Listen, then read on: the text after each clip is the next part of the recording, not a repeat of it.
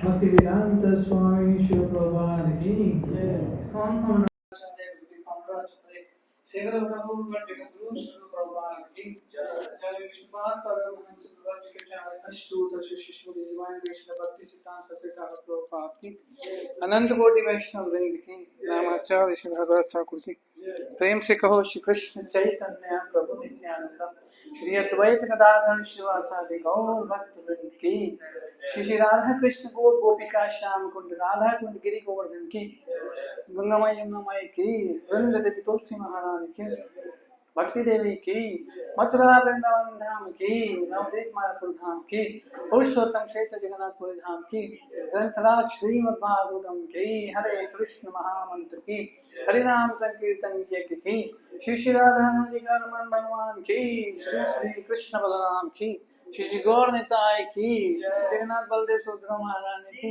जगत गुरु श्री प्रभुपाद की निताय गौर वंदे।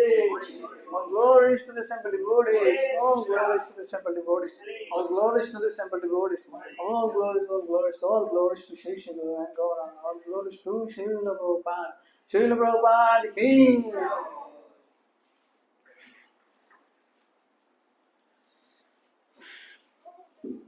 हरे कृष्णा। तो आप सभी भक्तों का हार्दिक स्वागत है, अभिनंदन है आज की संध्याकालीन भगवत गीता कक्षा में।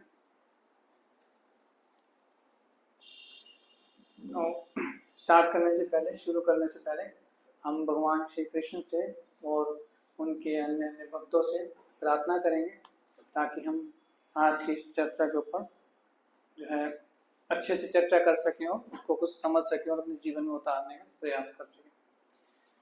ओम ज्ञानतिमिरान्धस्य ज्ञानाञ्जनशलाकया चक्षुरुन्मिलितं येन तस्मै श्रीगुरुवे नमः।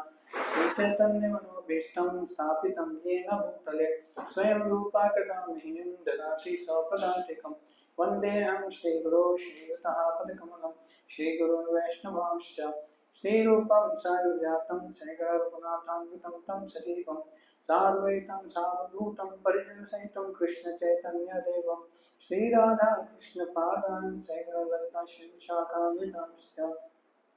हे कृष्ण करुणा सिंधु दीनबंधु जगत्पते गोपेश गोपिका कांत राधा कांत नमोस्तुते तप्त कांचन गौरांगी राधे वृंदावनेश्वरी वृषभानुसुते देवी परमानंद हरे प्रिय वाञ्छाकल्पतरुभ्यश्च कृपा सिन्धुभ्यैव च पतितानां पावनेभ्यो वैष्णवेभ्यो नमो नमः। जय श्री कृष्ण चैतन्य प्रभु नित्यानंद श्री अद्वैत गदाधर श्रीवासादि गौर भक्तवृंद। हरे कृष्णा कृष्ण कृष्ण हरे हरे हरे राम नमो विष्णुपादाय कृष्णाय भूतले श्रीमते भक्तिवेदांत स्वामिनिधे नमस्ते सारस्वते देवे गौरवाणी प्रचारिणे निर्विशेष शून्यवादी पाश्चात्य देशतारिणे नमो महावदान्याय कृष्ण प्रेम प्रदायिते कृष्णाय कृष्ण चैतन्य नाम्ने गौतमश्री नमः।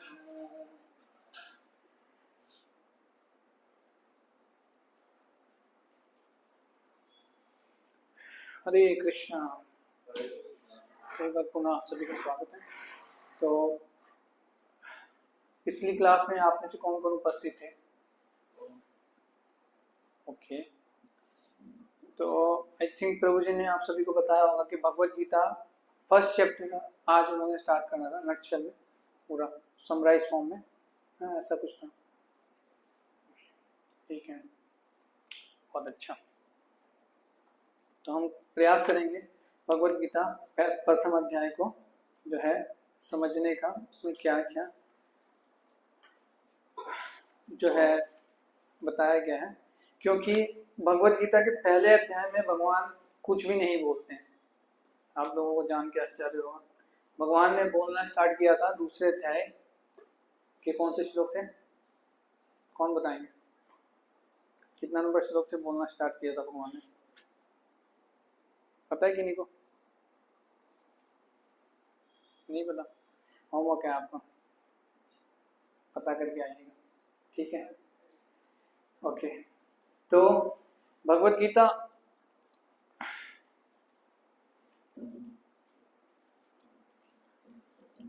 किन परिस्थितियों में बोली गई थी? एक्चुअली वास्तव में हुआ क्या कि थोड़ा सा पीछे जाते हैं इसको सीन को समझने के लिए, सेटिंग द सीन। इस अध्याय का नाम भी अगर इंग्लिश में देखेंगे तो I think setting the scene, Hindi में है कुरुक्षेत्र के युद्ध स्थल में सैन्य निरीक्षण, है ना। इंग्लिश में आई थिंक ये सेटिंग द सीन। तो थोड़ा सा पीछे जाते हैं, कौरव और पांडव, है ना, कजन ब्रदर्स से आपस में, और कजन ब्रदर्स से तो बहुत पीछे नहीं जाएंगे, थोड़ा सा पीछे जाएंगे। होता क्या है कि जो युधिष्ठिर महाराज होते हैं वो अपना राष्ट्र यज्ञ करते हैं, बहुत बड़ा राष्ट्र यज्ञ करते हैं। तो सभी राज्य के सभी देशों के अलग अलग राजाओं को बुलाते हैं अपने ये महल में, अपनी राजधानी में, और वहां पर उनको जो है अपना ऐश्वर्य भी दिखाते हैं। भगवान स्वयं वहां पे सेवा में लगे होते हैं क्योंकि उनसे बहुत प्रेम होता है भगवान कृष्ण का पांडवों से। तो इस प्रकार जब होता है तो कौरव भी आते हैं वो देखने के लिए कैसा विशेष प्रकार का इन्होंने आर्किटेक्ट इस्तेमाल किया ना। एक विशेष सभा बनाई जाती है ना मयदानव के द्वारा। मयदानव की रक्षा की थी अर्जुन ने, खांडव प्रस्थ वन में जब गए थे तो वहां पर भगवान कृष्ण के साथ में जब वो विचरण कर रहे थे तो मयदानव की रक्षा की थी, अग्नि से बचाया था जलने से। तो उन्होंने उस मयदानव ने, क्योंकि उनकी मायावी शक्तियां होती हैं बहुत सारी, तो उन्होंने एक ऐसी सभा बना करके दी थी राष्ट्र, ये जो भगवान ये युधिष्ठिर महाराज के महल के अंदर, और बहुत सारे चमत्कारी चीजें बनाई थी जहाँ पे लगेगा कि पानी है लेकिन पानी नहीं होगा, प्लेन होगा, है ना। और जहाँ पे प्लेन होगा वहां पे पानी होगा, गिर जाओगे उसके अंदर जाके भीग जाओगे, पॉन्ड बना होता था। इस प्रकार से वो, तो ऐसे कुछ कुछ चीजें हुई थी। तो वहां पर कुछ आपस में इनका हो गया था, दुर्योधन को कुछ बात खराब लग गई थी, तो उसने बोला था, वहीं पे प्रण लिया था दुर्योधन ने कि मैं इस बात का बदला जरूर लूंगा।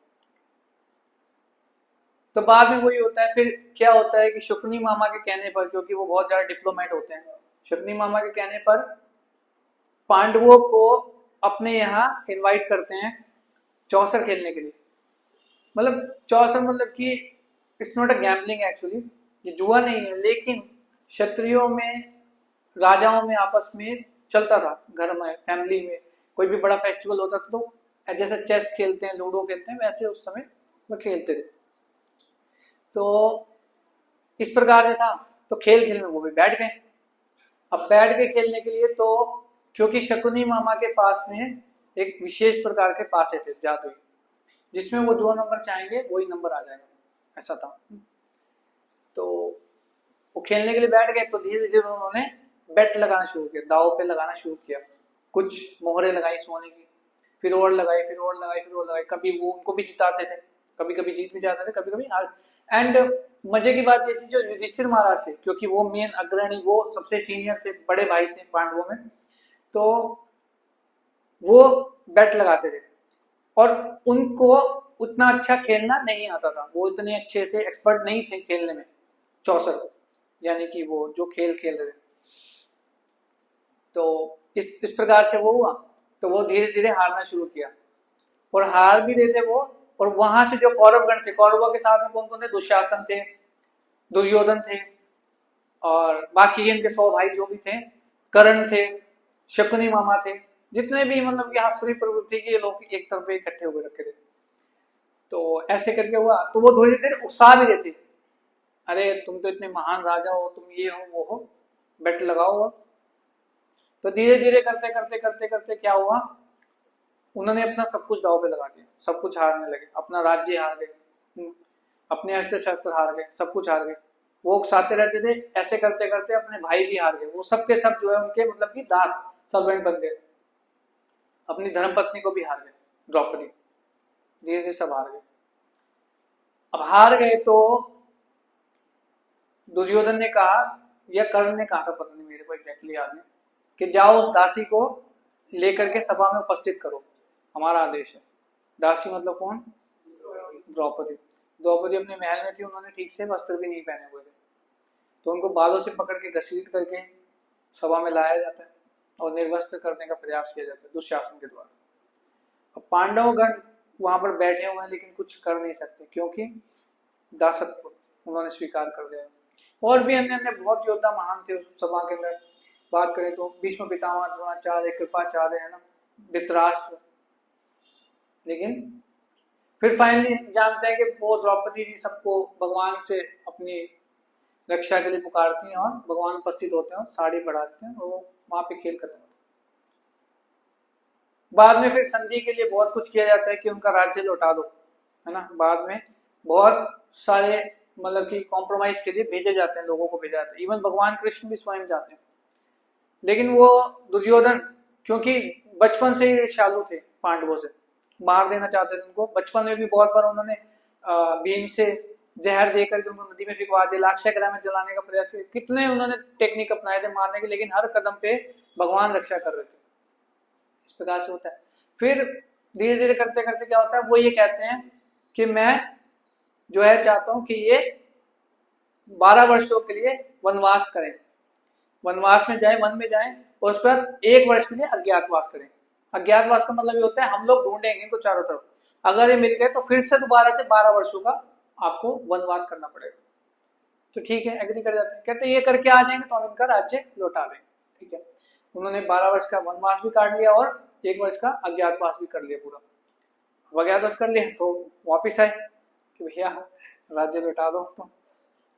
तो दुर्योधन ने क्या बोला कि मैं सुई की नोक के बराबर भी जमीन नहीं दूंगा। ये कब बोला था एक्चुअली, जब लास्ट में भगवान कृष्ण गए थे संधि, कॉम्प्रोमाइज, समझौता करवाने के लिए, तो उन्होंने यही कहा था कि चलो ठीक है, तुम आधा राज्य भी मत दो, आधा राज्य भी मत दो इनका, तुम क्या करो, मात्र 5 भाई हैं ये, 5 गांव दे दो, 5 गांव, एक एक भाई जो है एक एक गांव में अपना रह के अपना गुजर बसर कर लेंगे, जीवन यापन कर लेंगे।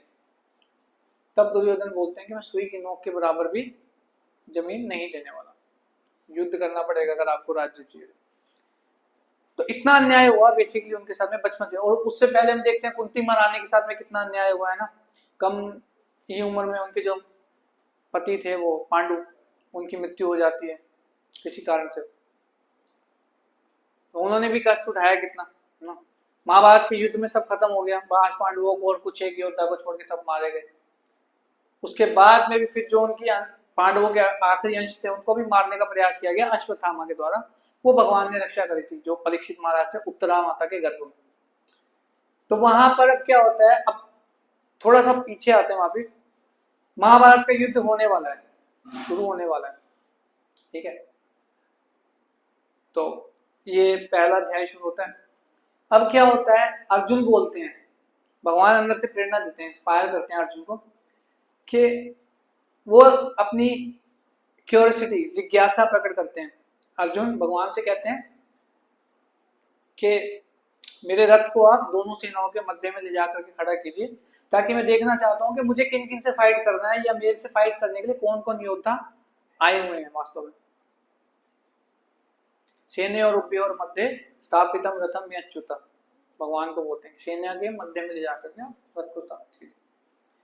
तो जब जैसे रथ को ले जाकर खड़ा करते हैं भगवान कृष्ण, क्योंकि सारथी का रोल प्ले कर रहे हैं, तो खड़े होकर के बोलते हैं और एक एक को पॉइंट आउट करके बोलते हैं भगवान कृष्ण कि देखो ये भी आए हैं, ये भी आए हैं युद्ध करने के लिए, इनसे भी तुम्हें युद्ध करना है। और बेसिकली है कौन वो सारे, देखे तो वो सारे के सारे इनके रिश्तेदार, बंधु बांधव हैं, है ना, ससुर हैं, ये चाचा मामा ताऊ कजन ब्रदर, सब यही तो है, सब आपस में रिश्तेदार हैं। इनको फाइट करना है और इनसे युद्ध करना है। अब युद्ध का मतलब क्या है, या तो उनको मारना पड़ेगा, नहीं तो वो इनको मार देंगे, सिंपल है। युद्ध का मतलब यही होता है। 18 दिन तक युद्ध चला था महाभारत का। तो भगवान एक एक को पॉइंट आउट करके बताते हैं। अब ऐसे में होता क्या है कि अर्जुन के हृदय में करुणा जागृत हो जाती है ना, कंपैशन, दया आ जाती है अपने रिश्तेदारों को देख के, अपने गुरुजनों को देख करके, है ना। तो यही हमारा चैप्टर है। बेसिकली होता क्या है, धृतराष्ट्र कहाँ बैठे हुए हैं, हस्तिनापुर यानी कि दिल्ली में, आज के समय में दिल्ली। और युद्ध कहाँ हुआ था, ये कुरुक्षेत्र यानी कि हरियाणा में पड़ता है। कितना दूर है दिल्ली से, 3, 3.5, 4 घंटे का रास्ता होगा। अब वेद व्यास जी आए थे, उन्होंने दिव्य दृष्टि दी थी, किनको किनको दी थी, जोर से बोलिए, संजय को। संजय को क्यों दी थी, धृतराष्ट्र को क्यों नहीं दी थी? पता है कि नहीं को? नहीं पता?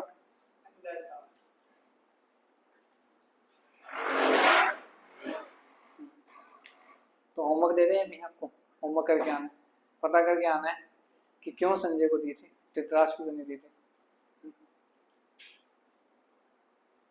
ठीक है, तो संजय को उन्होंने दिव्य दृष्टि दे दी और संजय क्या कर रहे थे, पूरा बता रहे थे उनको, सीसीटीवी कैमरे की तरह उनको सब दिख रहा था और वो देख करके बता रहे थे धृतराष्ट्र को क्या क्या हो रहा है वहां पे। तो इस प्रकार से सीन चलता है। तो पहला श्लोक जो है भगवत गीता का पहले अध्याय का पहला श्लोक जो है वो कौन बोलते हैं? धृतराष्ट्र। धृतराष्ट्र उवाच, क्या है? धर्म क्षेत्रे कुरुक्षेत्रे संवेतायुत्सव मामका पांडवाश्चैव किम अकुर्वत संजय। संजय से पूछ रहे हैं वो कि धर्म क्षेत्र, युद्ध क्षेत्र, जो धर्म क्षेत्र वो धर्म की भूमि है, धर्म क्षेत्र है, उस भूमि में इकट्ठे हुए मेरे और पांडु के पुत्रों ने, अब उन्होंने वहां पे डिफरेंशिएट कर दिया कि मेरे पुत्र अलग है, पांडवों के अलग हैं। उन्होंने क्या किया? अब ये डर के मारे पूछ रहे हैं धृतराष्ट्र, क्योंकि वो धर्म भूमि है, धर्म क्षेत्र है भाई, धर्म क्षेत्र है। और धृतराष्ट्र को पता है कि मेरे जो पुत्र है वो अधर्म की राह पर है ना, और जो पांडव है वो धर्म, तो फेवरेबल उनके लिए होगा ना वो प्लेस। और दूसरा भगवान कृष्ण स्वयं उनकी टीम में है। हाँ, तो उनको ये डर है कि भाई क्या किया इन दोनों ने मिलकर के, युद्ध हो रहा है कि नहीं हो रहा है। अब इनको ये था कि युद्ध होगा, तो क्योंकि हमारी टीम में तो भाई हमारी सेना में इतने बड़े बड़े योद्धा, भीष्म पितामह, इनको इच्छा मृत्यु का वरदान है, कोई मार नहीं सकता। कृपाचार्य, द्रोणाचार्य से तो इन्होंने सीखा है, इनके गुरु हैं मार्शल आर्ट की, जो आर्ट सिखाया है मिलिट्री आर्ट, वो खुद गुरु हैं।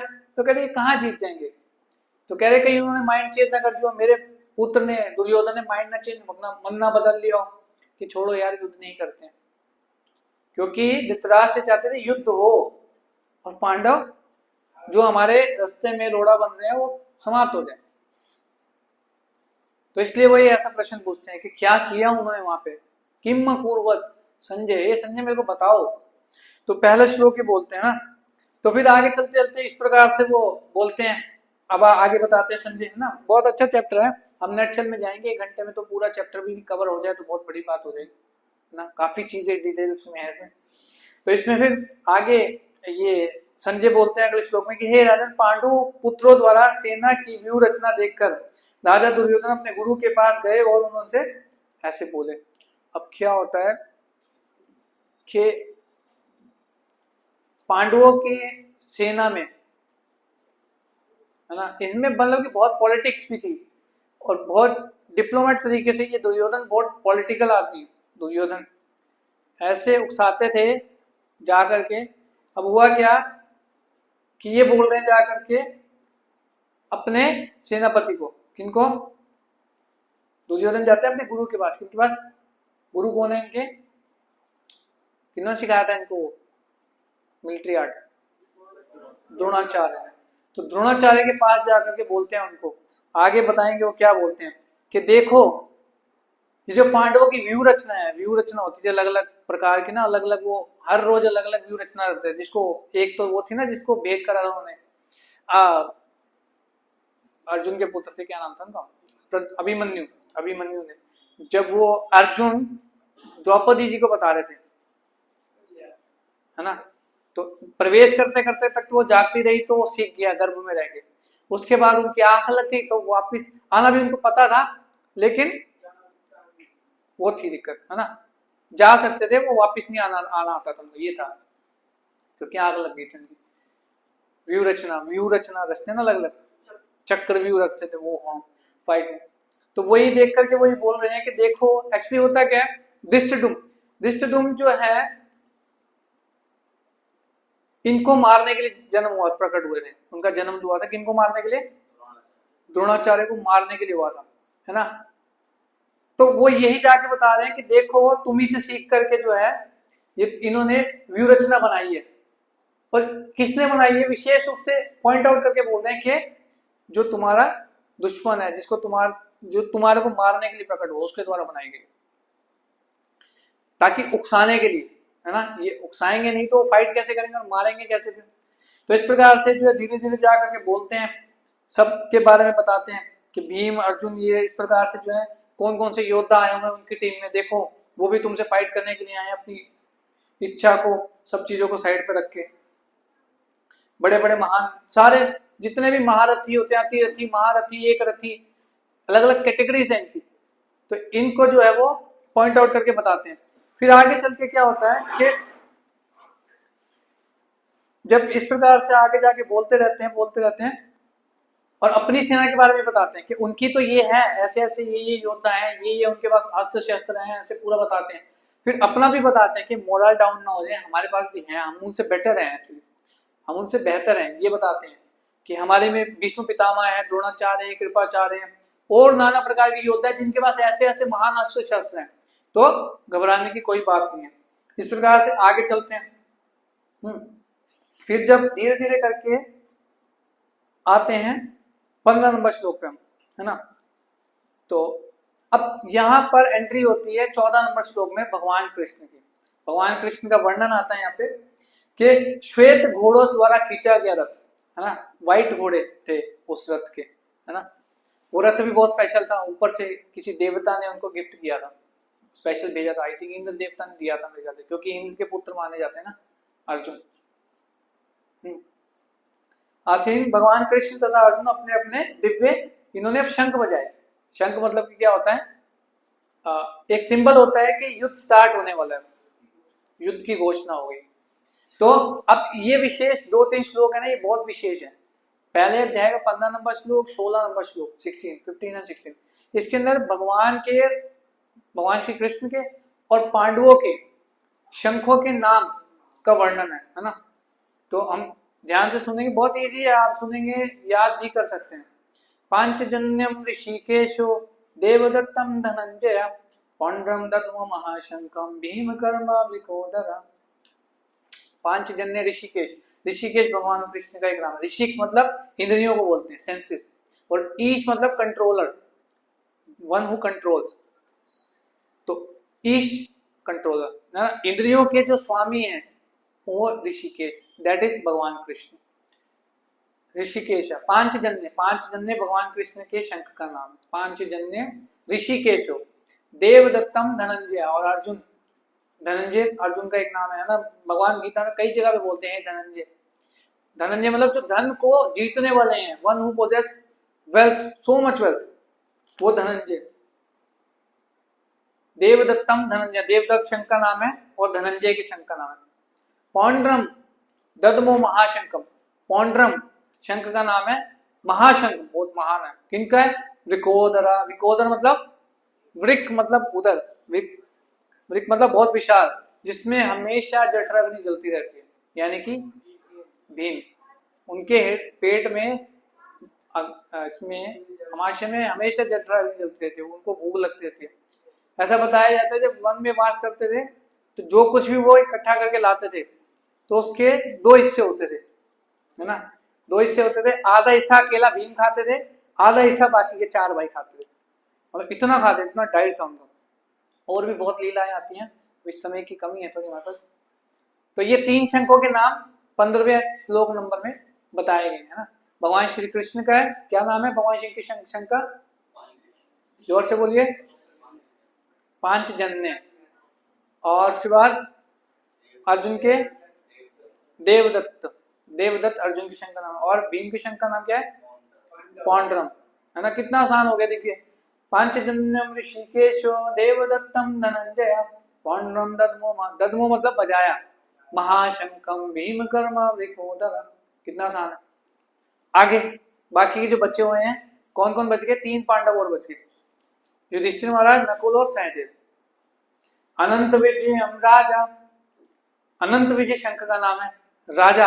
अब राजा कौन है, कौन से राजा की बात हो रही है, दुर्योधन भी तो राजा, धृतराष्ट्र भी राजा। अनंत विजय राजा कुंती पुत्रो युधिष्ठिरा, कितना आसान है, देखिए, कुंती पुत्रो युधिष्ठिरा, जो कुंती महारानी के पुत्र हैं, कौन है, युधिष्ठिर महाराज, वो राजा की बात हो रही है, उनके शंख का नाम है अनंत विजय।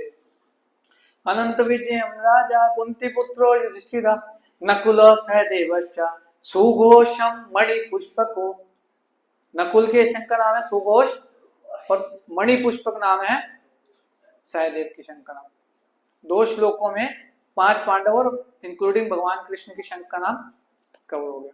मुश्किल है, इतना तो हमें पता होना चाहिए ना। ओके, तो इस प्रकार से उन्होंने अपने अपने शंख बजाए। अब जब पांडवों ने शंख बजाए थे ना, तो एकदम जो कौरव साइड के थे ना, उनकी धड़कने दिल की बढ़ गई, इतनी तेज आवाज आई थी, इतनी जोरदार आवाज आई थी, क्योंकि अभी पहले श्लोक में उन्होंने क्या वर्ड यूज किया था, धर्म क्षेत्र, क्योंकि धर्म की भूमि है वो, धर्म क्षेत्र। तो सारे के सारे जो चिन्ह थे ना कि फाइट में जीतेगा कौन है वास्तव में एट द एंड, वो सारे के सारे सिंबल थे, वो फेवरेबल थे, अनुकूल थे, किनके लिए, पांडवों के लिए। भगवान कृष्ण का जो रथ जो चला रहे थे, वो भगवान कृष्ण जो रथ खींच रहे, वो रथ भी बहुत स्पेशल था। उसके ऊपर हनुमान जी का झंडा के रूप में बैठे हुए थे हनुमान जी, है ना, वो भी दहाड़ लगा रहे थे, दहाड़ लगा लगा के वो, मतलब कि उनका यही रोल था, वो रोज चिल्लाते थे जोर जोर से। आधी सेना तो ऐसे डर के भाग जाती थी जब भी अर्जुन बाण छोड़ते थे, है ना। और रथ वैसे स्पेशल था, वो ऊपर देवताओं ने, इंद्र ने दिया था, भगवान कृष्ण चला रहे हैं, कई बार भगवान ने रक्षा भी की थी, है ना।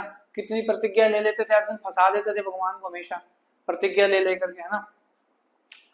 तो इस प्रकार से आगे चलते, खैर वो इससे थोड़ा अलग हो जाएगा, इसलिए उसमें नहीं जाएगा। तो इस प्रकार अलग अलग प्रकार के शंखों का वर्णन आता है। फिर आगे और भी जो इनकी टीम के थे, इनकी सेना में थे, है ना, काशीराज, शिखंडी, धृष्टद्युम्न, विराट, सात्यकी, इस प्रकार से सबने अपने अपने शंख एक साथ बजाए थे। तो इन जब शंखों की ध्वनि, विभिन्न शंखों की ध्वनि को कोलार और बना करके आकाश तथा पृथ्वी में शब्दायमान करते हुए धृतराष्ट्र के पुत्रों के हृदय को विदीन करने लगी, यानी कि सबके हृदय जो है जोर जोर से धड़कने लगे डर के मारे, इतनी जबरदस्त साउंड थी उनके शंखों की ना। अब विशेष बात क्या है, देखिए आगे 20 नंबर श्लोक में बता रहे हैं कि उस समय हनुमान से अंकित ध्वजा लगे तथा रथ पर आसीन पांडुपुत्र अर्जुन अपना धनुष उठाकर तीर चलाने के लिए उद्यत हुए। हे राजन, धृतराष्ट्र के पुत्रों को व्यू में खड़ा देखकर अर्जुन ने श्री कृष्ण से ये वचन कहे। अब शंख बजाने के बाद उन्होंने बोला था भगवान कृष्ण को कि मेरे रथ को दोनों सेनाओं के मध्य में लेके जाइए, मतलब कि ये 21 नंबर श्लोक में बोलते हैं, वो अर्जुन बोलते हैं भगवान से कि सेनरे और मध्य स्थापित मध्यम अच्युता, कि हे अच्युत, मेरे रथ को दोनों सेनाओं के मध्य में ले जाकर के खड़ा कर दीजिए।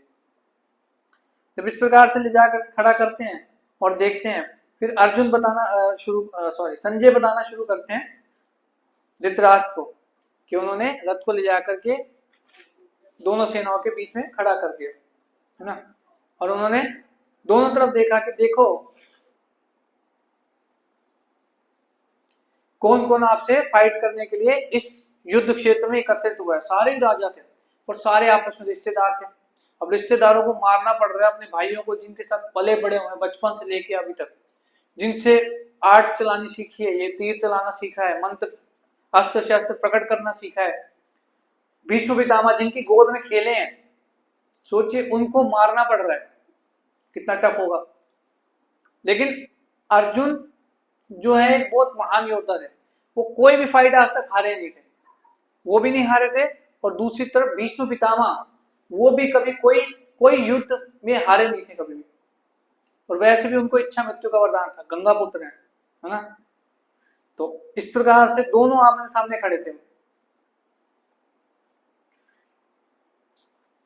अब भगवान उनको एक एक का बताते हैं कि देखो आपको इन सब से फाइट करना है, इन सबको मारना पड़ेगा, आपको नहीं मारोगे तो वो लोग तुम्हें मार देंगे। अब होता क्या है, जब इस प्रकार से सुनते हैं और देखते हैं तो उनके हृदय में करुणा जागृत हो जाती है, स्वाभाविक है, अपने बंधु बांधवों के लिए, अपने रिश्तेदारों के लिए, भाइयों के लिए करुणा तो आएगी, कैसे मार देंगे।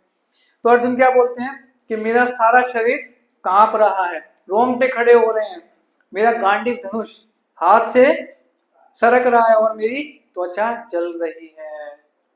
मैं श्लोक नहीं पढ़ रहा हूं क्योंकि समय की कमी है ना, आप ध्यान से सुनिएगा, समझते जाइए कि क्या चल रहा है इसमें। और आगे क्या बोलते हैं कि मैं यहाँ अब और अधिक खड़ा रहने में भी असमर्थ हूं, मेरे खड़ा भी नहीं हुआ जा रहा है, कहां पर है, क्या हालत है, सोच के देखिए। फाइट करने आए हैं, वो युद्ध करने के लिए आए हैं, और मैं अपने को भूल रहा हूं, मेरा सिर चकरा रहा है, कृष्ण मुझे तो केवल अमंगल के कारण दिख रहे हैं, मेरे से फाइट नहीं होगी अब।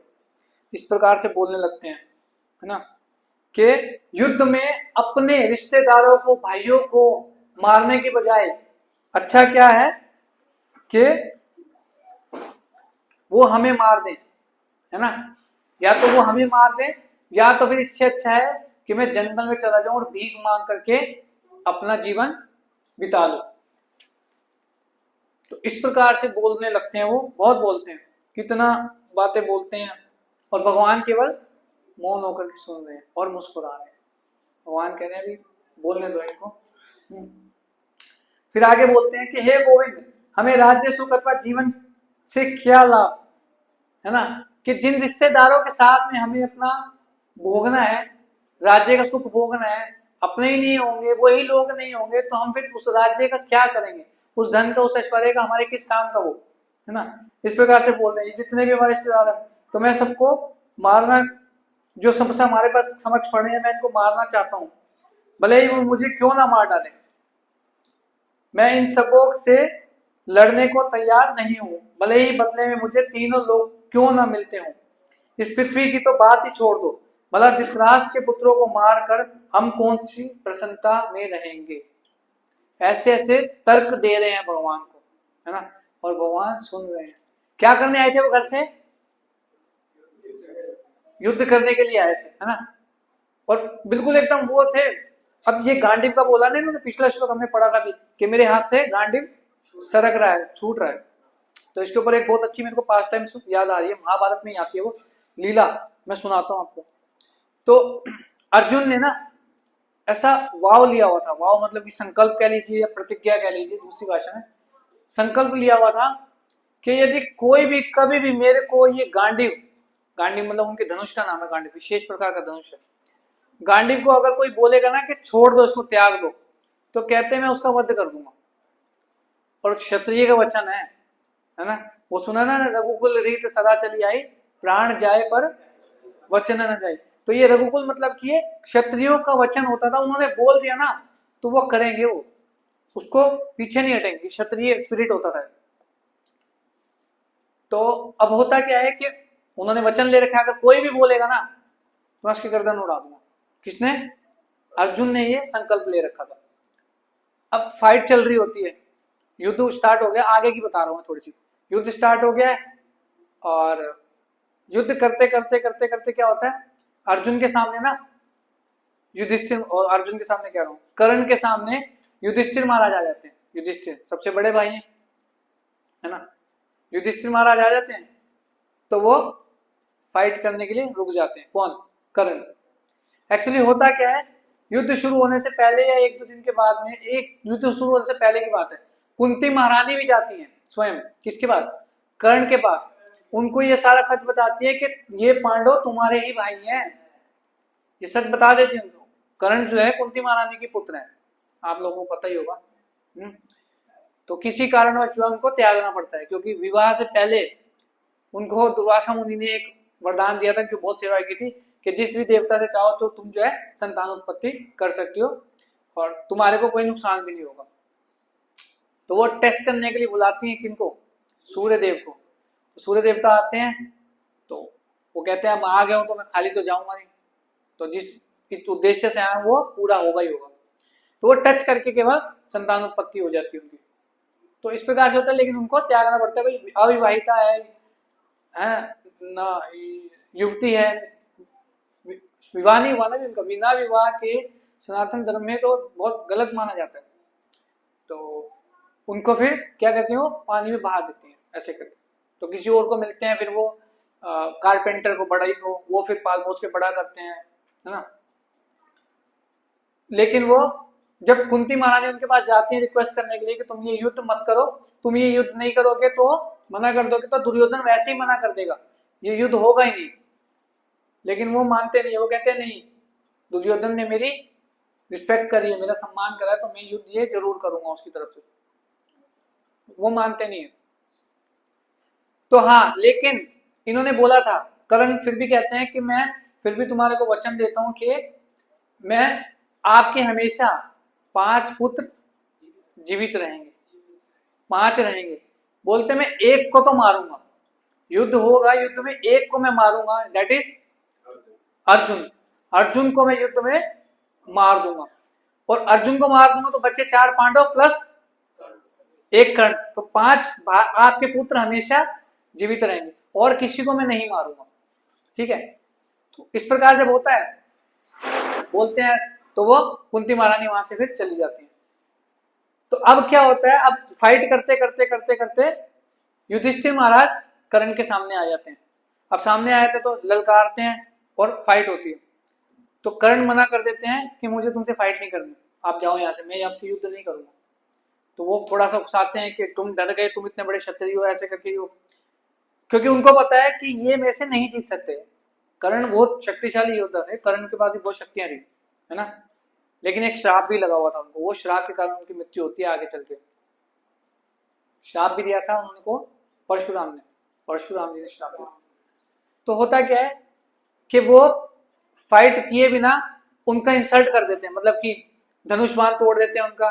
कर्ण जो है युधिष्ठिर महाराज का धनुष तोड़ देते हैं, है ना, रथ का पहिया तोड़ देते हैं, और मुकुट गिरा देते हैं, झंडा गिरा देते हैं, ऐसे करके उनको बेइज्जत करके वहां से भेज देते हैं कि जाओ, अभी तुम युद्ध करने की हालत में नहीं हो, वापिस जाओ।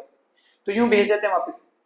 तो जब वो वापिस आते हैं शिविर में ना, अब होता क्या है कि अर्जुन जो है फाइट करते करते करते करते किसी और कोने में पहुंच गए होते हैं, बहुत दूर चले गए होते हैं।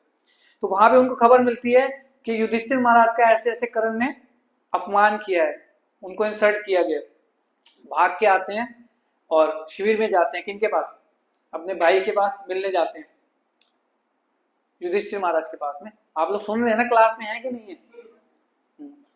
युधिष्ठिर महाराज के पूछने जाते, हालचाल पूछने जाते हैं। तो जैसे जाते हैं तो युधिष्ठिर महाराज ना उनको बहुत सुनाते हैं, बहुत डांटते हैं, गुस्सा करते हैं कि तुम कैसे योद्धा हो, तुम ये हो वो हो, है तुम्हारे हो तो इतना इंसल्ट हो गया, तुम कहाँ गायब हो गए थे, उसने तो मेरे को युद्ध करने से मना कर दिया, नहीं तो मैं तो उसको मारता, ये वो बहुत गुस्सा करते हैं, डांट लगाते हैं कि तुम अपने आप को कितना बड़ा धनुर्धर समझते हो, हैं, और फायदा क्या तुम्हारा हमारे उसमें होने का, सेना में होने का, बहुत डांट लगाते हैं। और बोलते बोलते उनके मुंह से ये भी निकल जाता है कि त्याग दो तुम अपने इस गांडीव को, तुम धारण करने के योग्य नहीं हो, त्याग दो। जब ये बात सुनते हैं तो उनका पारा चढ़ जाता है अर्जुन का, कि उन्होंने तो संकल्प लिया हुआ था, क्या क्या संकल्प लिया हुआ था, गर्दन उड़ा दूंगा उसमें, ये त्याग लिया था। अब जैसे ये बात सुनते हैं ना तो अर्जुन तलवार निकाल लेते हैं मारने के लिए अपने भाई को, क्योंकि वचन लिया हुआ है भाई, प्राण जाए पर वचन लिया हुआ है। तो तलवार निकाल लेते हैं और मारने लगते हैं, किनको, युधिष्ठिर महाराज को। तो वहीं युद्ध खत्म हो जाता, युधिष्ठिर महाराज को मार देते। वो तो भगवान कृष्ण साथ में खड़े थे, वो रोक देते हैं, वो कहते हैं अर्जुन रुको भाई, क्या हो गया, रुको रुको। कहते मैंने तो वचन ले रखा है केशव, मेरे को तो मारना पड़ेगा, है ना, या तो मैं इनको मारूंगा या तो मैं अपने प्राण त्याग दूंगा। तो भगवान कृष्ण ने देखो कहां कहां पे रक्षा करी है। भगवान कृष्ण कहते हैं अरे अर्जुन मारने की क्या जरूरत है, मेरी बात सुनो, और भी तरीके हैं। जो इंसल्ट करते हैं ना, इंसल्ट भी जो है मृत्यु के समान है क्षत्रिय के लिए। अगर आप इंसल्ट बेइज्जती करोगे, अपमानित करोगे ना, तो वो भी क्षत्रिय के लिए मृत्यु के समान है, मृत्यु के तुल्य है। तो तुम एक काम करो, युधिष्ठिर महाराज की बेइज्जती करो, जम के बेइज्जती करो। कहते हैं आइडिया तो ठीक है। तो अब वो गाली देना शुरू करते हैं, कौन, अर्जुन युधिष्ठिर महाराज को, कि तुम कैसे भाई हो, तुम्हारे कारण देखो इतना युद्ध हो रहा है, ना तुम जुआ खेलने बैठते और ना आज हमें ये दिन देखना, मतलब बहुत सुनाते हैं, सारा पीछा इससे खोलते हैं और अपनी बढ़ास निकाल करके वहां से चले जाते हैं। तो इस प्रकार से भगवान ने वहां पे भी रक्षा करी अर्जुन की, है ना। तो वही यहाँ पे बता रहे हैं कि वही अर्जुन है ये। अब तो ये फाइट के बाद की बात बता रहा, अभी तो युद्ध हुआ नहीं शुरू यहाँ पे, जो हम गीता में यहाँ पे पढ़ रहे हैं। तो ऐसे ऐसे बोलने लगते हैं और भगवान मस्त सुन रहे हैं, हंस रहे हैं कि क्या क्या बोल रहे हैं। तो कह रहे हैं कि ऐसे आते ताई, इतने पापी लोग हैं ये लोग, कौन, कौरव लोग, कौरवगण इतने पापी हैं कि इन्होंने इतने पाप कर रखे हैं, ऐसे लोगों को अगर हम मारेंगे भी तो हमें ही पाप लगेगा। तो कह रहे हैं हम इनको मार करके और इनके खून से सने हुए राज्य को भोग करके हमारे को फायदा ही क्या मिलेगा, हमें और पाप ही लगेगा ना। तो क्यों हम पाप कार्य में लगे, ऐसे कार्य में। मतलब कि युद्ध से बचने के लिए, युद्ध ना करने के ऐसे ऐसे तर्क प्रस्तुत करते हैं अर्जुन उस समय भगवान को, है ना। और आगे बोल रहे हैं कि ऐसा उचित नहीं होगा, तथा धृतराष्ट्र के पुत्र तथा उनके मित्रों का वध करें। हे लक्ष्मीपति कृष्ण, इससे हमें क्या लाभ होगा, और अपने ही कुटुंबियों को मार कर हम किस प्रकार सुखी हो सकते हैं, है ना। क्या क्या तर्क दे। अब देखिए इसी के तात्पर्य में श्रील प्रभुपाद जी आत्तताई के बारे में बता रहे हैं। आत्तताई बेसिकली 6 प्रकार के होते हैं। हाँ, 6 प्रकार के होते हैं। आत्तताई का मतलब होता है कि जो आत्तताई व्यक्ति है ना, शास्त्र में उसका वर्णन है कि उसको तुरंत मार देना चाहिए, आत्तताई को तुरंत मार देना चाहिए, ये शास्त्र कहता है, उससे पाप नहीं लगता। पहले अध्याय का 36 नंबर श्लोक है, 36। तो आत्तताई कौन कौन से होते हैं, ध्यान से सुनिएगा, आप इसके परपट में भी पढ़ सकते हैं, है ना। पहला है विष देने वाला, यदि कोई किसी को जहर देता है तो जो जहर दे रहा है उसको, वो आत्तताई की कैटेगरी में आता है, आत्तताई। दूसरा, किसी के घर में आग लगाने वाला व्यक्ति, वो आत्तताई है। घातक हथियार से आक्रमण करने वाला, किसी दूसरे का धन लूटने वाला, दूसरे की भूमि हड़पने वाला, और पराई स्त्री का अपहरण करने वाला। रावण का वध क्यों किया भगवान ने, आत्तताई, पराई स्त्री, है ना। और ये लोग भी आत्तताई क्यों बोला जा रहा है, क्योंकि इन्होंने धोखे से जो है सारा का सारा राज्य पांडवों का हड़प लिया था, इसलिए आत्तताई की कैटेगरी में आते हैं। इसलिए अर्जुन बोल रहे हैं कि आत्तताई नहीं ये लोग, इनको मार के तो हम ही पाप लगेगा, क्यों मारे।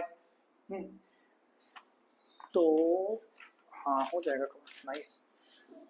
तो इसलिए आगे श्लोक में बोल रहे हैं कि हे जनार्दन, यद्यपि लोभ से अधिभूत चित्त वाले ये लोग अपने परिवार को मारने या अपने मित्रों से द्रोह करने में कोई दोष नहीं, इनको कोई बुराई लग ही नहीं रही है, ऐसा कर रहे हैं। किंतु हम लोग जो परिवार के विनष्ट करने में अपराध देख सकते हैं, ऐसे पाप कर्म में क्यों लगे। हमें तो पता है ना, इनको अकल नहीं है, ये तो बेवकूफ है, तो हम तो समझदार हैं, हम क्यों ऐसा कार्य में लगे, है ना। तो ये तर्क देते हैं भगवान को। फिर कहते हैं कि कुछ काल का नाश होने पर सनातन कुल परंपरा नष्ट हो जाती है, और इस तरह शेष कुल भी, अरे एक मिनट, बीच में कुछ लोग मिस हो रहा है, आई थिंक 37, हाँ ठीक, नाश हो जाता है। हाँ, अब ये बता रहे हैं कि सारा का सारा कुल नाश हो जाएगा, समय आएगा तो, है ना, कुल का नाश हो जाएगा, फिर स्त्रियां दूषित हो जाएंगी और वर्ण संकर फैलेगा। वर्ण संकर से क्या होगा, वर्ण संकर का मतलब होता है कि अनवांटेड बेबीज, अनवांटेड मतलब कि जिनको शास्त्र के अनुसार जिनका जन्म नहीं होता है, क्योंकि शास्त्र के अंदर 10 प्रकार के संस्कार बताए गए हैं, है ना, जिसमें से सबसे पहला होता है गर्भाधान संस्कार, है ना, जात संस्कार, इस प्रकार के अलग विवाह संस्कार, उपनयन संस्कार, ये विभिन्न प्रकार के संस्कारों का वर्णन है ना। तो शास्त्र के अनुसार तो ऐसी संतानें उत्पन्न होती हैं। तो आज की डेट में अगर हम देखें तो सारी मैक्सिमम जो पॉपुलेशन है दैट इज वर्ण संकर, इसलिए इतना कष्ट है इस संसार में। तो इस प्रकार से वर्ण संकर फैलता है, आगे बताते हैं, और धीरे धीरे परंपरा नष्ट हो जाती है, और पितृलोक, जो पितृ पुरखे हमारे होते हैं, उनको तर्पण देने वाला, उनको श्राद्ध करने वाला भी कोई नहीं होता है। और जब उनको श्राद्ध नहीं किया जाता है तो क्या होता है कि उनका अनंत काल तक नरकों में वास होता है, नरक में वास करते हैं वो लोग। और फिर क्या होता है, पितृदोष लगता है, पितृ संतुष्ट नहीं होंगे तो पितृदोष लगेगा, और उसके कुछ अलग अलग प्रकार के जो है परिणाम होते हैं हमारे जीवन में। तो ये सारे के सारे तर्क जो हैं अर्जुन प्रस्तुत कर रहे हैं।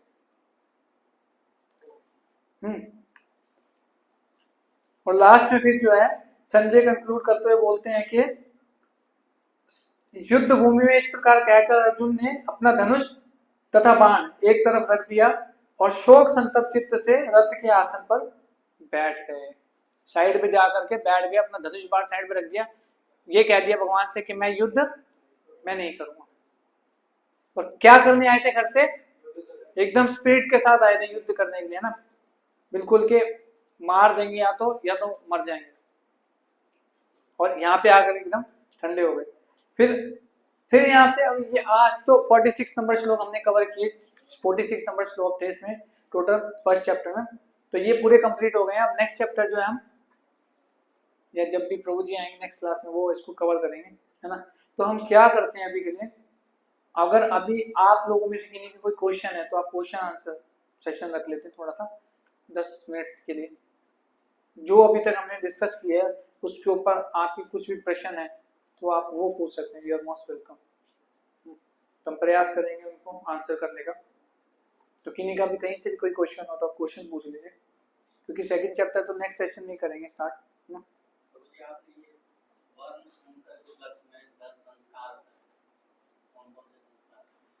अब मेरे को सारे तो याद नहीं है लेकिन मैं बता देता हूँ। एक तो गर्भाधान संस्कार होता है, जात संस्कार होता है, उपनयन संस्कार होता है। ये बच्चे के लिए होते हैं बेसिकली। संतान उत्पत्ति होती है, संतान उत्पत्ति से पहले मतलब कि संतान उत्पत्ति करने का प्रयास करने से पहले ये संस्कार स्टार्ट हो जाते हैं। गर्भाधान संस्कार तभी होता है, गर्भ धारण करती है इसलिए, दैट इज गर्भाधान संस्कार। फिर उपनयन संस्कार ना, जात संस्कार उससे पहले एक और होता है, फिर उपनयन संस्कार, जात संस्कार, फिर उपनयन संस्कार होता है उसके बाद में ना, फिर नामकरण संस्कार होता है, फिर आगे चल के और शिक्षा के लिए होता है कुछ ऐसे, उसमें ये उपनयन नहीं आता शायद। उसके बाद फिर विवाह संस्कार, ये भी एक संस्कार है ना, और भी आता है। फिर लास्ट में होता है वो अंतिम संस्कार। तो कुछ संस्कार जो होते हैं वो हमारे लिए दूसरों के द्वारा यानी कि हमारे जो परिजन होते हैं उनके द्वारा किए जाते हैं, और कुछ संस्कार हम खुद करते हैं, ऐसा होता है। जैसे अंतिम संस्कार तो हम अपना कोई खुद नहीं कर सकता ना, वो कोई दूसरा ही करेगा। ऐसे जो गर्भाधान संस्कार है वो माता पिता की रिस्पॉन्सिबिलिटी है। उपनयन संस्कार, ये वो नामकरण संस्कार, जात संस्कार, ये सारे वही करवाते हैं ना। तो इस प्रकार से 10 प्रकार के संस्कार है शास्त्रों में वर्णन है जी। और किन्हीं का कोई प्रश्न? हाँ जी। जैसे हमारे 33 में बताया, 36 में बताया कि 6 प्रकार के दांतीय होते हैं, आतताई होते हैं। तो अब तब तो युद्ध में उनका अर्जुन जैसे उनका तो वध कर सकते हैं, लेकिन हम कैसे एक्शन लें? हम कैसे एक्शन हमारे आसपास हम कैसे एक्शन लें? तो ये जो चल रहा है ना युद्ध, ये द्वापर युग की बात है। कलयुग में ना तो कोई ब्राह्मण है, ना क्षत्रिय है, ना वैश्य, और ना सारे शूद्र हैं। कलो संभवा शूद्रा, कलयुग में सारे ही शूद्र हैं। ये मैं नहीं बोल रहा, शास्त्र में वर्णन है। कलो संभवा शूद्रा, जन्मना जायते, क्या होता है? जन्मना जायते शूद्रा, जन्म से कलयुग के अंदर सारे ही शूद्र हैं, है ना। इसका परिणाम भी देख सकते हो, जो क्षत्रिय होगा वो सीधा जाके मारेगा, मुझे नहीं होगा तू मार के दिखा, तेरे को मैं दिखाता हूँ, तो ऐसा है। ऐसे ही देखते हैं फाइट, ऐसे नहीं होती फाइट। ये देखो ना आप कैसे फाइट होती है, और फाइट भी शास्त्रों के अनुसार, शास्त्रों के नियम पालन करते हुए होती थी। डे टाइम में वे लोग फाइट करते थे, रात को साथ में बैठ के बातें करते थे, हंसते खेलते थे, खाते पीते थे। ऐसा नहीं कि रात को छुपके से जा करके उसके तंबू में जाके मार दिया उसको, नहीं। साथ में आपस में बैठ के मीटिंग करते थे, खाते थे, स्ट्रेटेजी, वाह तुमने आज बहुत जबरदस्त फाइट किया। रात को मित्र बन के रहते थे, क्योंकि रात का टाइम फाइट के लिए नहीं है। सूर्यास्त होते ही सब फाइट बंद, शंख बज जाता था और फाइट बंद हो जाती थी। और उसमें भी नियम होते थे, कमर के नीचे नहीं मार सकते आप, है ना। और भी नियम होते थे, रथ पे नहीं है अगर वो फाइट करने की हालत में नहीं है, मत्ता प्रमत्ता पागल व्यक्ति है, या तो उसके हथियार हाथ में कोई निहत्था है, अस्त्र शस्त्र नहीं है, तो फाइट नहीं कर सकते। अगर वो पैदल है, रथ पे नहीं है, तो आपको भी नीचे पैदल उतर के आपको फाइट करना पड़ेगा।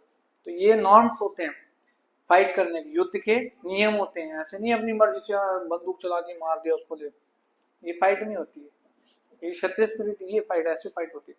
बराबरी का मतलब जिसको बोलते हैं बराबरी की टक्कर। तो कलयुग के अंदर सारे शूद्र हैं। जन्मना जायते शूद्रा, जन्म से सारे शूद्र हैं। संस्कारात भवेत द्विज, संस्कार जो 10 प्रकार के संस्कार का वर्णन किया गया उससे द्विज मतलब कि ट्वाइस बोर्न, यानी कि पहला जन्म होता है हमारा माता पिता के द्वारा, शरीर का। दूसरा जन्म होता है जब गुरु धारण करते हैं, गुरु के द्वारा दीक्षा दी जाती है।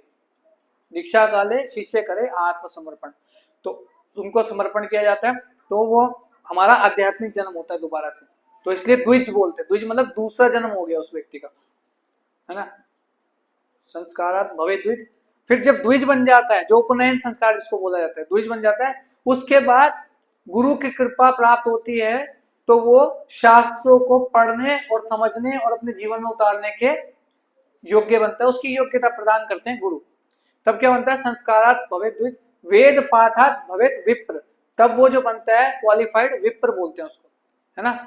और जब वेद शास्त्रों को पढ़ करके समझ लेता है, जीवन में उतार लेता है, साथ समझ लेता है कि वेद शास्त्रों का उद्देश्य क्या है, दैट इज भगवान को जानना, तो ब्रह्म को जानता है वो, ब्रह्म जानाति इति ब्राह्मण, वो ब्राह्मण बनता है। अब ये नहीं है हम तो चतुर्वेदी, त्रिवेदी, द्विवेदी ब्राह्मण, वो ब्राह्मण नहीं है ना। मुंह में उन्होंने पान भरा, बोला मैं नहीं जा रहा, वहां से लाट पकड़ी है और अपने आप को बता रहे ब्राह्मण। तो कलयुग में सारे शूद्र हैं। तो ब्राह्मण जो है बेसिकली समझना पड़ेगा, ब्राह्मण जो है जात से नहीं होता, जन्म से ब्राह्मण नहीं होता।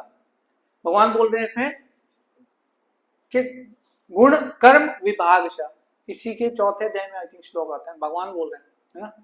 चतुर्वर्णम मया सिस्टम, मेरे द्वारा जो 4 वर्ण बताए गए हैं, बनाए गए, भगवान कह रहे हैं चतुर्वर्णम मया सिस्टम, मेरे द्वारा बनाए गए, गुण कर्म विभागशः, उसके अंदर वो गुण भी होने चाहिए और उसका कर्म भी वही होना चाहिए, है ना। अब काम कर रहा है वो कसाई का, मीट बेच रहा है और कह रहा है हम तो जन्म से ब्राह्मण, सबसे ऊंची जाति हमारी आती है, मानेंगे ब्राह्मण ऐसे तो नहीं मानेंगे जी। बोलिए। भगवान ये भी कहते हैं कि जो मैंने निर्धारित कर रखा है वही होगा, ठीक है, तो फिर मेरा कसूर क्या है? और मैं पाप भी करता हूँ, तो भगवान ने निर्धारित कर रखा, मैं ये पाप कर रहा हूँ। हाँ, बहुत अच्छा प्रश्न है, बहुत अच्छा प्रश्न है। भगवान का एक गुण है, भगवान का एक नाम है स्वराट, है ना। स्वराट मतलब कि फुल्ली इंडिपेंडेंट, पूर्ण रूप में स्वतंत्र है कुछ भी करने के। भगवान के अंदर जो गुण है वो आंशिक रूप में, बहुत वेरी माइन्यूट, बहुत अल्प मात्रा में हम जीवों के अंदर है, क्योंकि भगवान के अंश है ना। भगवान बोल रहे हैं भगवद गीता 15:7, ममेव अंशो जीव लोके जीव भूत सनातन, वो सारे गुण हमारे अंदर है।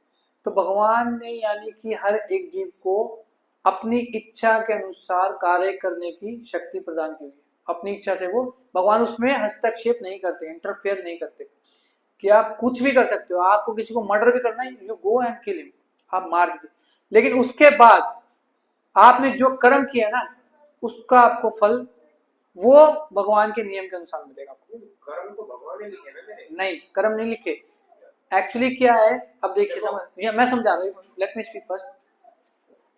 84 लाख योनि है, 84 लाख ना, जिसमें पूरा वर्णन आता है। 40 लाख जो है जलचर हैं, है ना, बाकी 20 लाख जो है उड़ने वाले हैं, इस प्रकार से विभिन्न प्रकार के, और 4 लाख प्रकार के मनुष्य के शरीर, ठीक है जी। उसमें से भी 99% अनसिविलाइज्ड। आपका प्रश्न क्या था, बोलिए अभी वाला। जब कर्म भगवान करवाता है तो मेरा कसूर क्या है? ठीक है, हाँ, तो जो मैं बता रहा था ना आपको, 80 लाख जो स्पीसीज है, 80 लाख, वो जो है वो भोग योनि है।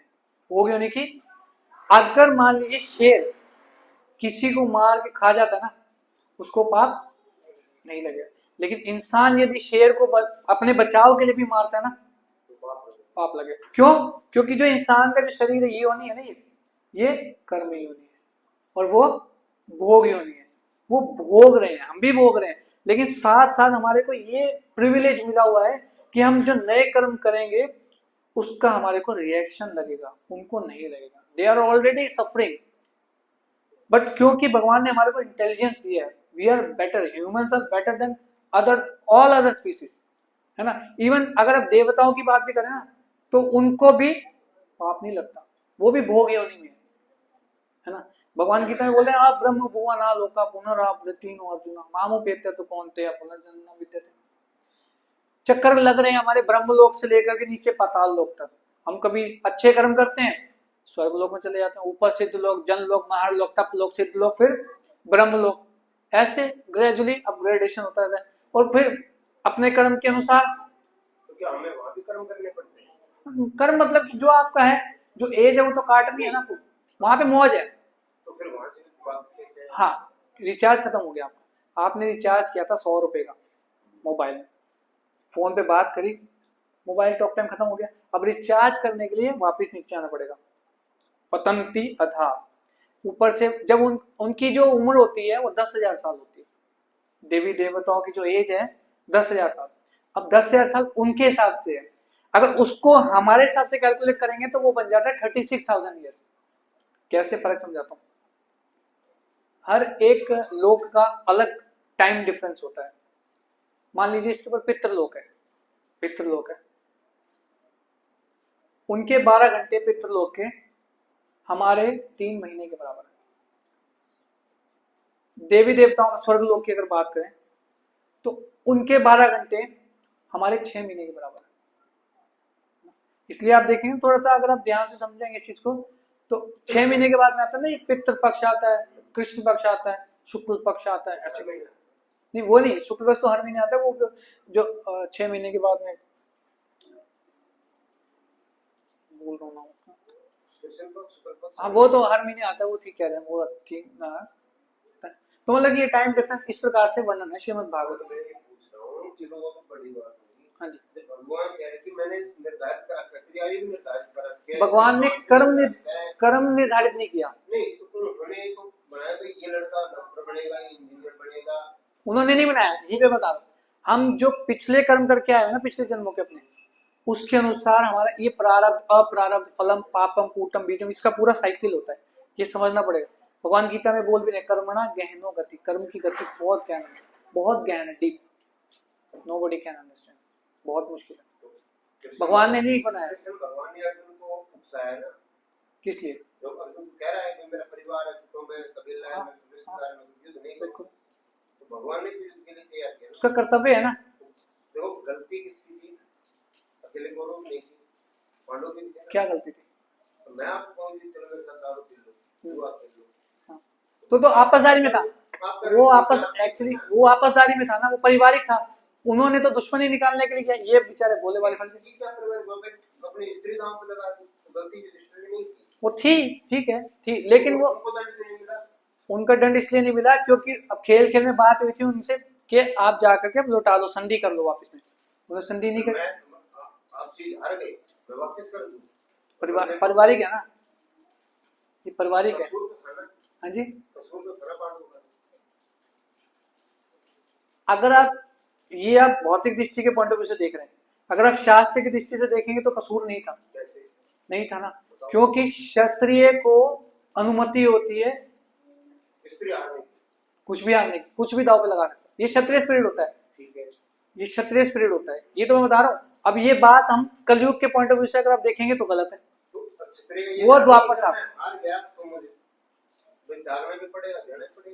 हाँ तो त्याग दिया था उन्होंने, क्या दिक्कत है, त्याग दिया था, कौरव की गलती है ना।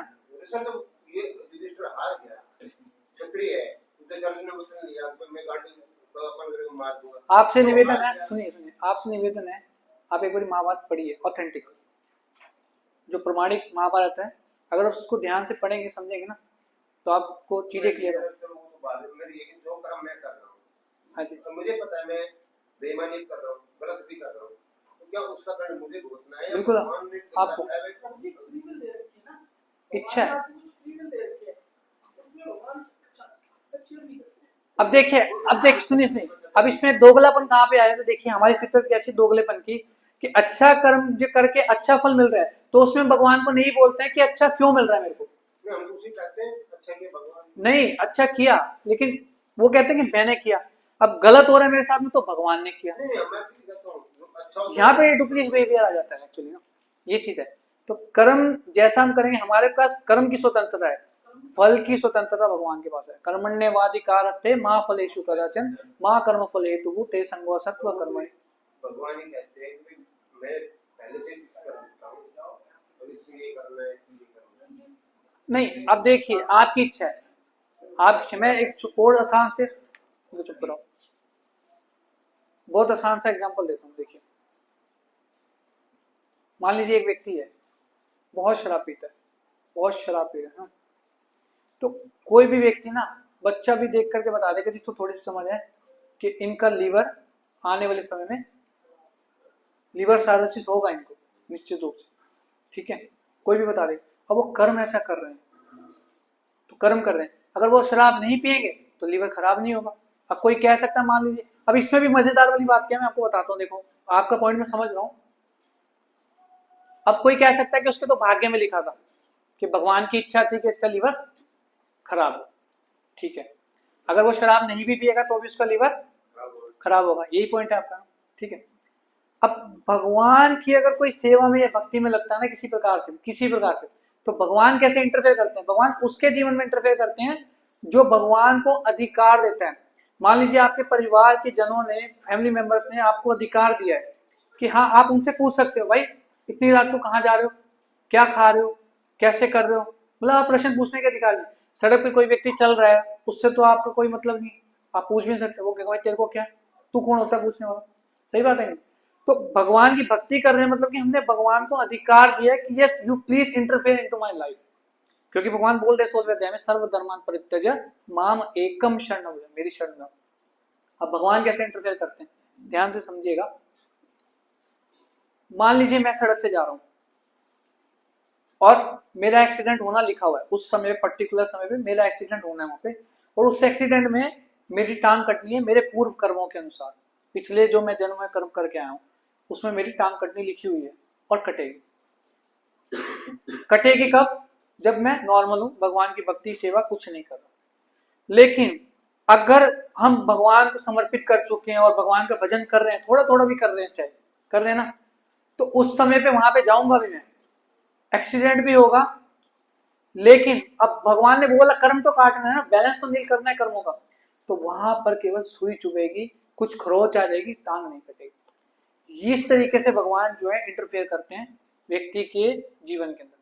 नहीं तो भगवान वैसे बोल रहे हैं, भगवान, आप कोई कह सकता है कि भगवान तो पार्शियल हो गए, भेदभाव कर रहे हैं, भक्तों के साथ में अपना वो दे रहे हैं, और जो अभक्त है वो तो मरे जा रहा है भाई, है ना, जो नहीं करे तो भाई डंडा हो गया कि करना ही करना, धक्के से करवा रहे हैं भगवान तो भक्ति, कोई प्रश्न पूछ सकता। तो भगवान गीता में बोलते समोहम सर्वभूतेषु, समोहम, I am equal to everyone, सम मतलब कि इक्वल टू एवरीवन, समोहम सर्वभूतेषु, ना मैं द्वेषो अस्ति ना प्रिया, ना मैं किसी से द्वेष करता हूँ, कोई बात नहीं क्लास खत्म होने वाली, जब आप तक आए तो उठ जाना।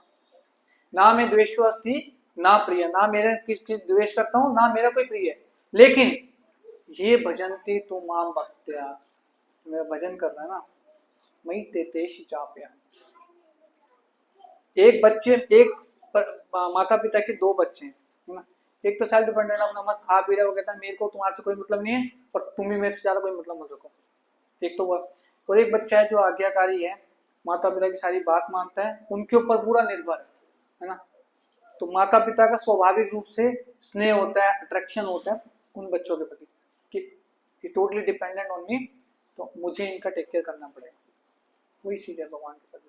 हम अपना कर्म करते रहे तो भगवान का, लेकिन अब कर्म, अब देखिए कर्म भी 3 प्रकार के होते हैं ना, हमें पता नहीं है कि हमें गलती क्या है। अब समस्या पता है कहाँ आ रही प्रभु जी, आपके प्रश्न सारे ठीक है, बिल्कुल वैलिड पॉइंट है, आई रियली अप्रिशिएट। दिक्कत कहाँ आ रही है कि हमें पता ही नहीं है कि क्या सही करने वाला है, क्या गलत है करने वाला। फॉर एग्जाम्पल, छोटा सा एग्जाम्पल देके समझाने का प्रयास करता हूँ।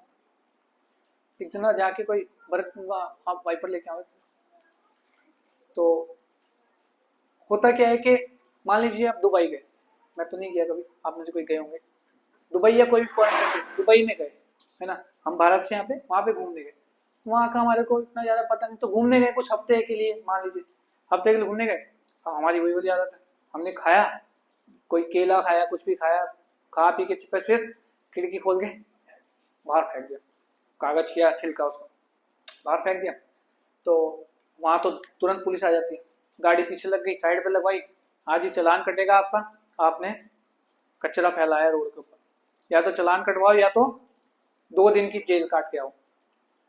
तो आप क्या बोलेंगे, अरे हम तो अभी आए हैं एयरपोर्ट से उतर के, भी तो होटल भी नहीं गए हैं, और हमें यहाँ के नियम कानून क्या पता, हमें तो नहीं पता जी, हम तो पहली बार आए हैं दुबई में, तो वहां की पुलिस क्या कहेगी, अरे कोई बात नहीं चलो छोड़ दो, पहली बार आए। नहीं नहीं नहीं भाई, वो कहेंगे आपको गलती करिए तो जुर्माना तो भरना पड़ेगा, अब आपको जुर्माना तो भरना पड़ेगा। तो ये कह देना ignorance is not at all excuse, कि हमें नहीं पता, ये हम बहाना नहीं लगा सकते। आपने शास्त्र नहीं पढ़ा, आप कानून नहीं जानते भारत का, तो इसका मतलब ये नहीं है कि आपने किसी का मर्डर कर दिया तो उसके बिना क्या सजा मिलेगी। वकील बोल देगा कोई बात नहीं, जिसको बेचारे को नहीं पता है इसको छोड़ दो। भगवान ने यमराज को अपॉइंट किया गया इसके लिए, है ना, इसलिए शास्त्र पढ़ना जरूरी है। अब कर्म, अकर्म और विकर्म, 3 प्रकार के कर्म होते हैं, हमें ज्ञान ही नहीं है। हम अपनी तरफ से सोच रहे हैं ना कि मैं तो अच्छा कर रहा हूँ यार, मैं तो लोगों का भला कर रहा हूँ, मैं तो लोगों को, गरीबों में खाना बांट रहा हूँ, मैं तो लोगों में कंबल बांट रहा हूँ, मैं तो अच्छा काम कर रहा हूँ। लेकिन आपको पता है एक बात, इंटरेस्टिंग बात, कि अगर हम किसी को खाना भी खिला रहे हैं ना तो भी हमें पाप लगता है। सिर घूमेगा आपका सुन के कि हम तो खाना खिला रहे हैं, किसी गरीब की मदद कर रहे हैं, भाई उसमें हमारे को पाप बिल्कुल लग रहा है। कैसे? 3रा अध्याय 13 नंबर श्लोक, 3रा अध्याय 21 नंबर श्लोक भगवत गीता। आना आना फटाफट से, इधर आना, कोई बात नहीं। इसकी रिकॉर्डिंग बंद कर देंगे आप, आज से रिकॉर्डिंग बंद कर देंगे, स्टॉप कर देंगे।